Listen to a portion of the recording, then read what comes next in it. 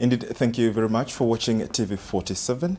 Right here on the Daily Report, we endeavor to have conversations with industry players as well as policymakers.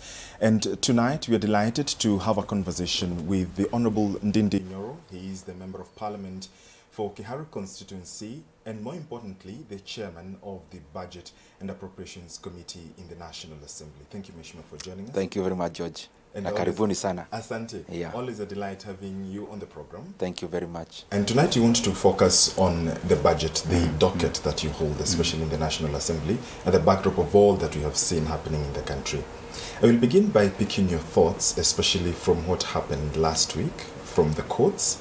The Court of Appeal held that the Finance Act 2023-2024 was unconstitutional. That is what you said in Parliament on the floor of the House, but as Chairman of Budget and Appropriations Committee, what do you make of that? Thank you very much, George, again for coming over here. This is where we serve Kenyans in regards to the budget making process, and it's a very intense job because every now and then we are usually in a cycle, whether through making of the budget, implementation, because it's a long process. Last week, as you say, the Court of Appeal ruled in regards to the finance bill of 2022-2023. From the onset, because it's important that we also move together with the viewers. Yes. In Parliament, we have two committees that primarily, actually three, that deal primarily with budget making process. One is the Finance Committee, led by my brother Honorable Kimani Kuria. The other one is called Debt Committee. Debt Committee also sets anything around debts, led by Honorable Shurie. We are also now on this other side of the expenditure, which is the budget side. The budget and appropriation is basically about expenditure. The other two is about where the money is coming from. Because money either comes from revenue or from deficit. Deficit means then you have to borrow.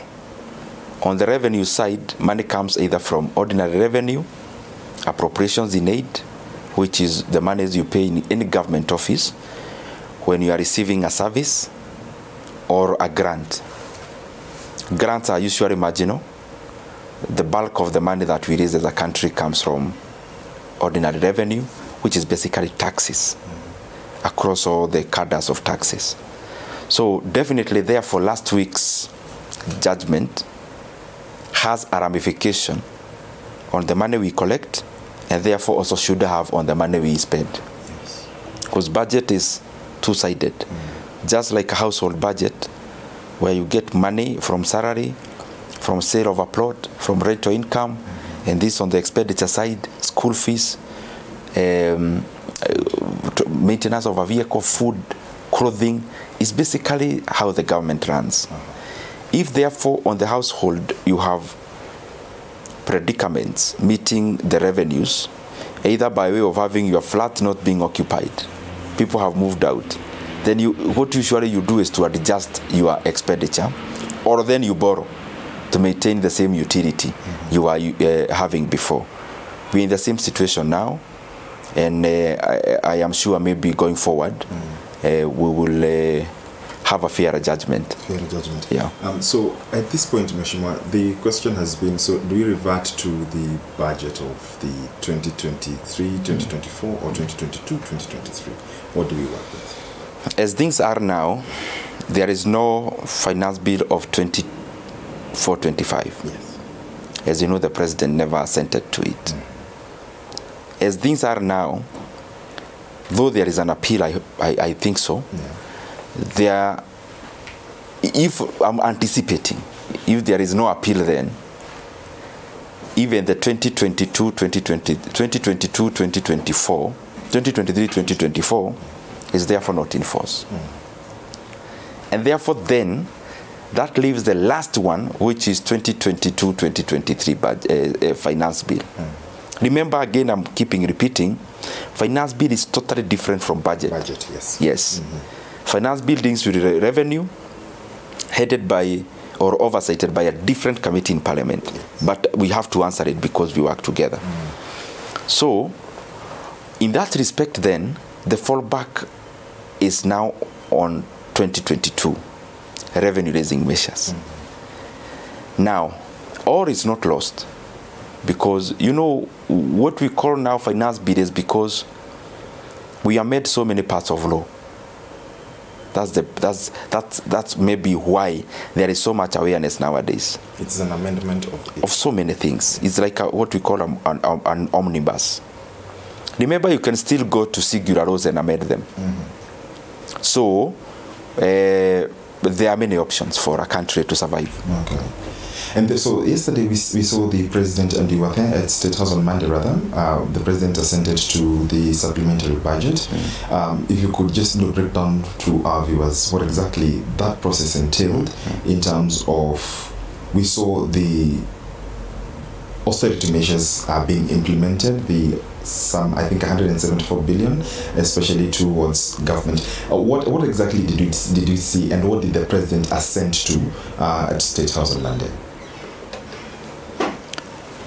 What we were doing is actually, yes, on Monday, is that the procedure, when we pass a bill in Parliament, for it to become an act, then it has to be assented by the President.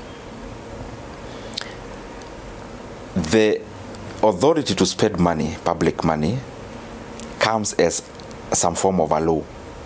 And that is why appropriation bill becomes an act. Basically now giving various ministries, departments, and agencies of government the authority then to be able to spend public money. What the President signed on Monday is a budget which we are calling supplementary one. But in practical sense, that is actually the main budget. It is supplementary one because there are no other semantics to call it, because it's a revision of a budget. But in terms of practice, we have not had a budget that is being implemented since the lapse of the last financial year. And as you know, it was put in abeyance because the revenue side was affected through what we were discussing before. Yes. The revenue-raising measures. So at that point then, it necessitated that the cloth is this size. What kind of suit are you going to make out of it? Then, therefore, we had to go back and see, since we had made the budget in anticipation of the full revenue-raising measures, and they are not attainable, then what do? We go back and do exactly what we need to do. There are only two options in that situation. One, you borrow slightly more. We have been able to do that. We have borrowed an extra 176 billion shillings. Our deficit to GDP ratio has risen from 3.38% to 4.3%. Is it a bad or a good thing? It is not a very good thing. But which options did we have? None on the table by that time. On this other side, to fill the gap, we had also to scale down our expenditure, because then doing those two things bridges the gap of the revenue that was to be raised. So therefore, the total budget was cut by 145 billion shillings for national government and another 20 billion shillings for county governments. Parliament also lost 3.7 billion. Judiciary lost also roughly 2 billion shillings. Therefore, that is the kind of a budget that was signed by the President yesterday. So the budget is 3.88 trillion shillings. That budget has several components. One is the recurrent expenditure for national government, which is just almost 1.6 trillion shillings, 1.59 to thereabout trillion Kenya shillings. Development expenditure is around 641 billion Kenya shillings, which you have scaled down from a high of over 750. county governments are now receiving, the real money is 380, but in the budget you see we have factored more than that, because they are carryovers. There is money that was not released in the last financial year, which we had to budget afresh. The other thing then is what we call CFS, Consolidated Fund Service, is around 1.3 trillion shillings. That is where the problem of the country is actually. Because, George, in a budget of 3.88 trillion, 1.008 trillion is money that is going into the repayment of interest rates to service our financial obligations. Interest rates alone for our loans. These are loans taken over the years. Do we have to pay? Exactly. Failure to pay a loan or financial obligations as a country becomes as catastrophic as when you default in a bank as an individual or a household. Credibility, once it's lost, your ability to raise more money becomes more expensive because people view you as a risky borrower. And therefore your cost goes higher. Financial institutions start to get a fever. Because remember also, when the government is borrowing, it borrows from who domestically? It is the banks, it is insurance companies, it is the Kenyan people. We are spending 750 billion shillings into payments of interest rates domestically. Therefore, the monies we are spending to pay external debts is around 250 billion. I want you to see that paradox. But when you go into our public loan book, it is 50-50. 50% domestic, 50% foreign. It therefore shows you one thing. Our expenditure in servicing the financial obligations that are domestic are 3 times higher that of foreign. It's because the domestic money is more expensive. Currently, there is an infrastructure board where Kenyans are actually lending money to government at 17%. So what am I trying to explain? It is whether we must pay. Yes, we must pay. It's Kenyans who have lent government money. It is banks. And once you start signaling like you can't pay or you are not willing, then what that does is also to transfer the same fever to institutions that have lent government money. And it becomes now a cycle that is vicious in nature.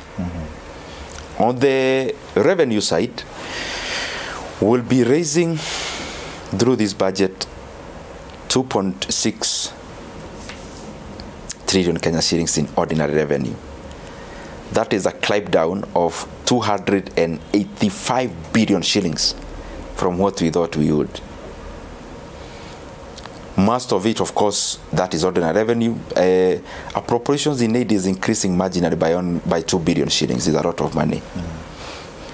But in the essence of things, not too consequential in terms of budgeting for a country. Appropriations in aid is around 440 billion shillings, approximately. Grants around 51 billion Kenya shillings. The reason why I'm tabulating all those is for you to see the country heavily relies then on debt, on revenue raising measures, which are taxes, which are ordinary revenue, but also the number 2 one is actually debt, as you've correctly said it. Because in terms of debt, then if you see the whole there is over 767 billion shillings, which is a climb up from what we anticipated. But those are the options on the table now. Is the government feeling quite desperate as you look at it in terms of trying to then manage the mathematics of the country? Is it a desperate situation? Is that what we're getting from the fiscal conversation and atmosphere in the country? Whether things are tough or not, the answer is clear to all Kenyans that yes, everyone has to tighten their belts. Because, as I said before, we have a 1 trillion expenditure which we cannot debate about. Look at it this way, George. Out of that budget, 1.0008 trillion interest rate, over 250 billion pensions for Kenyans who are retired, You can't debate about that. Second thing, 650 billion to education sector. Debating about that is debating about whether to fund help, whether to fund capitation, whether to fund JSS confirmation, and all those things. Almost non-debatable. Over 150 billion into healthcare. It's basically going into subsidizing what Kenyans should pay as they receive quality service in our health facilities. The other money is then that is left, around 60 billion, development into roads, which is marginal. It's too little when it comes to roads, because the pending bills alone in roads is now going to 200 billion. So it's a drop in the ocean. So we have some heavy lifting to do as an economy, and that is the reality. Okay. We have known it is the reality, and maybe that's why there were those measures to try and raise some little more money. However, even in that situation, you look at an economy in a multifaceted manner. Remember, you manage an economy using two principles or policies. One is fiscal policy. The other one is monetary policy. Government spending and taxation are fiscal tools. Why are they useful? They are useful, number one, for stability of the economy. Even before you talk about growth, stability for an economy is more important. Stability is what? Stability encompasses many things. It encompasses prices of commodities, which you see data released every month about inflation. It's a very critical component. The second thing is currency strength. Currency trade strength is a component of the balance of payment. You use monetary policy, and also fiscal policy is equally important. The other one is GDP itself. GDP, is it growing or is it not growing? And at what percent? Now, what fiscal policy does is to try to manage all those things at the same time. It's walking a tightrope, because there are things you do which are good for managing inflation, but they end up squeezing the growth of the economy.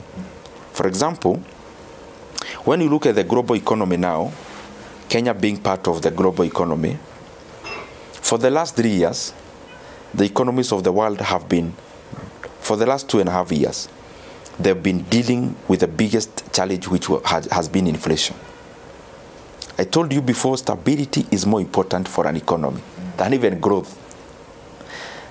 Now, as the economies now take a chance between stability in the commodity markets, what tool do you invoke?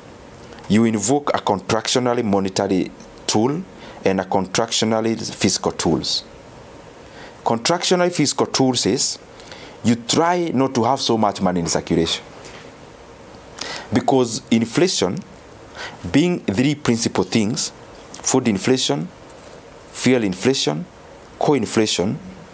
Co-inflation is basically a component of how the country is trading on the on things that are not food items and fuel items. But what am I trying to explain here, George? What I'm trying to explain is that the tool that is used to manage this inflation, especially co-inflation, is fiscal. Try to have little money in circulation.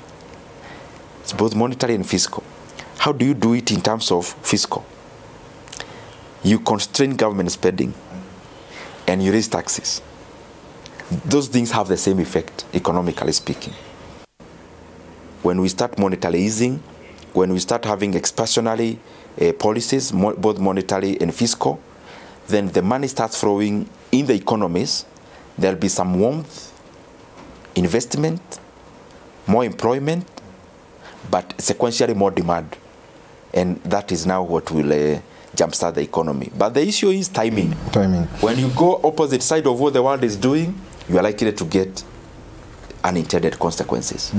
So in this then budget that you've said it's pretty much like the budget we'll be working with that was signed on Monday, what then are the allocations in terms of the gainers in the departments that have been allocated, and those which would equally be sort of the losers in this case? That's a good question. Let me start with some of the areas we deemed to be too critical for the economy, because as you balance the other things I was saying, remember you are not managing an abstract economy. You are managing an economy with the people. And therefore, even when you are managing the macros, people and GDP is one thing, people's welfare is also central to any policy maker. And in that respect then, even when we needed to cut more, there are things we thought are too important for the economy that they had to be facilitated and funded. One, as I said before, education sector continued to be one of our major sectors. George, TSC alone is the biggest government agency, because we allocate to TSC 350 billion shillings. HELB is getting over 36 billion shillings. The new university funding model is getting 17.8 billion shillings.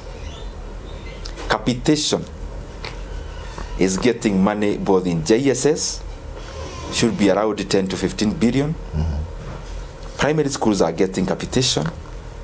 Senior secondary schools are getting capitation. Every child in Kenya in a senior secondary school, every student, including the ones in national schools, can you imagine the government pays for them 17 to 22,000 shillings every year, depending on the disbursement? Imagine. You know, some of these things, you know, when you talk about government and expenditure, it seems like a block of something. But these monies go back to Kenyans. Now, that's education sector. Okay. The other thing is that Kenya relies on primary production a lot when it comes to the growth of the economy. And agriculture is agriculture itself, fisheries, forestry. In Kenya, as you know, forestry is not a revenue earner anymore because of the costs again. And therefore, we are left with one major primary productive sector, which is now the mainstream agriculture. On that respect, what we've done, and knowing for sure that most of the Kenyans, over 70% of the rural population is engaged in agriculture, we have put 7.5 billion shillings into fertilizer subsidy. We have put in 1.5 billion shillings into stabilization of milk prices. We have given UKCC. What is their work?